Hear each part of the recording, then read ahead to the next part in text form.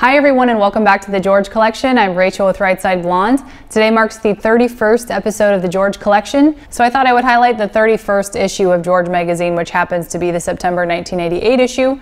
There are 3 models on the cover. It's a very colorful cover, and it's very fitting because this is the Fascinating Women issue. It's their rendition of the American painting Spirit of 76, and it was just beautifully done. Before I get too far into this episode, I'm sure you noticed my cool new George shirt and the cool new George poster.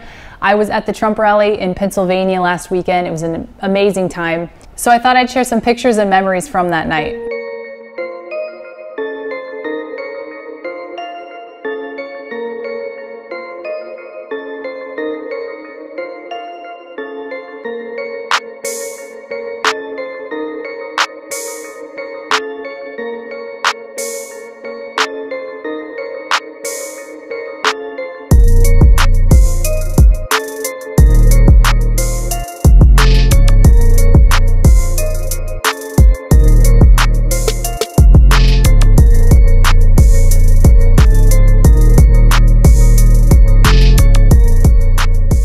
As you can see, I was seated extremely close to the president. It was an unforgettable night, a night I'll never forget. Amazing. For this week's article, I'll be reading from the opinion section called Rant. Beware the gender cops, who will soon police your workplace, and these hall monitors have 9 justices to back them up. This is by Richard Dooling. Psst, they're coming. The Orwellian workplace spies you've always feared. They will be listening to what you say, watching for what you put on your walls. They're the gender police, a new class of meta employee due to arrive in any given workplace in any given town any minute now. Their mission? To remove all trace of banter or behavior that could be construed as sexual harassment, all in order to promote equality between the sexes. But the main attitude they will be purveying is fear. Fear of misspeaking, fear of misbehaving, fear of ruinous professional consequences. And employers, instructed by recent court rulings, are too afraid not to hire these equality enforcers. In June of this year, the Supreme Court issued 2 sexual harassment rulings to clarify which acts could and couldn't be deemed sexual harassment. Employers must pay damage awards for all sexual harassment that occurs anywhere in the workplace, including office parties and picnics, as well as company travel. Before this summer's rulings, an employee could win damages against an employer who knew or should have known about the harassment, and if the encounter caused some tangible job detriment. Now, employers are liable for sexual harassment whether they had known about such incidents or not, and whether or not any job-related harm actually occurred. To stay protected, employers must create aggressive sexual harassment policies and ensure that every employee knows about them. No wonder sexual harassment experts were all over the news celebrating the new clarity of the laws. They'll be well paid for giving seminars and corporate retreats for the next 3 years. Many employers are so panicked that they would prefer to install audio and video surveillance everywhere in the workplace, with gender equality specialists monitoring around the clock. That may be the best, only, way to police he said, she said altercations before they become full-blown suits. Many employers are also given to firing any male accused of sexual harassment, but that easy solution has its own perils. Last year, an executive at the Miller Brewing Company was charged with sexually harassing a secretary. His crime? Discussing a risque Seinfeld episode. Like most companies terrorized by the threat of punitive damage awards and the uncertainty of what constitutes a hostile environment, Miller Brewing tried to protect itself by firing the executive. Bravo, said shareholders and watchdogs. But then, the executive sued Miller and 2 employees for misrepresentation and interference with his employment contract. A renegade jury gave him $26.6 million, almost 3 times what he had asked for, including a $1.5 million award to be paid personally by the allegedly harassed secretary. The award prompted one California employment lawyer to observe, if employers don't act on harassment, they'll be in Monday's paper for an $18 million verdict. If they do act, they'll be in Tuesday's paper for a $26.6 million verdict.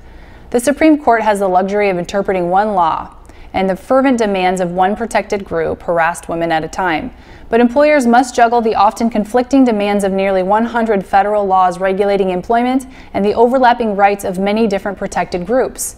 Employment lawyers and human resources execs will win contracts to teach employers and employees how to comply with Title VII, the Family Leave Act, the the Americans with Disabilities Act, and a host of other laws and the court opinions they will spawn.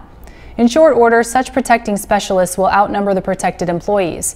No wonder so many U.S. companies look longingly overseas, where they could instantly shed 100 or so employment laws and the staff required to keep track of them. All right, so obviously this subject is a little sticky, and I think we can all agree that sexual harassment is not a good thing. But this article brings up a great concept that I think we all need to talk about. In our effort to protect one bad thing from happening, how many freedoms are we giving up to the people who would never have committed that crime in the first place? The article talks about being fearful of saying the wrong thing. I think most people are trying to do and say the right thing, but when there's that fear of accidentally saying something that might offend someone, it really makes it hard to be genuine and hard to be yourself. Now, are there people that definitely should be silenced and are just jerks for no reason? Yes, but most of the time these rules don't keep them from talking anyway. All it does is it makes everyone around them fearful that they're going to say or do the wrong thing, and in doing so could be fired at a moment's notice.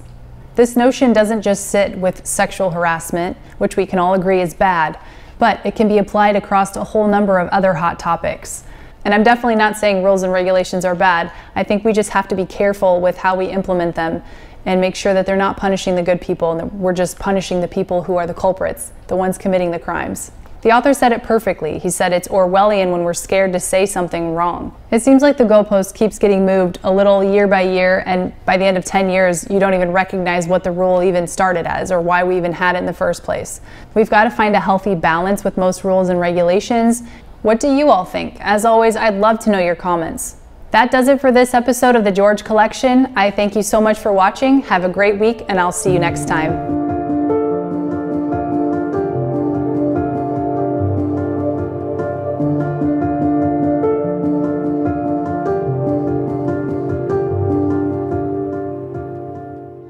Magazine, George, which is a hoot of a magazine. I thought you were a lawyer.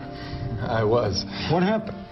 Well, we decided, actually taking a cue from folks like yourself and you around the 1992 election, that there was an opportunity here to change the definition of a political magazine. Certainly the way Americans were accessing information about politics and politicians was changing. Candidates were appearing on late-night talk shows, on talk radio, on sitcoms, and there was a kind of a leveling process, and while the rest of media clearly had caught up with that, we felt that political magazines per se hadn't. Your mother was a hell of an editor at Doubleday. That's what I hear. Would she have liked George? I think she would have.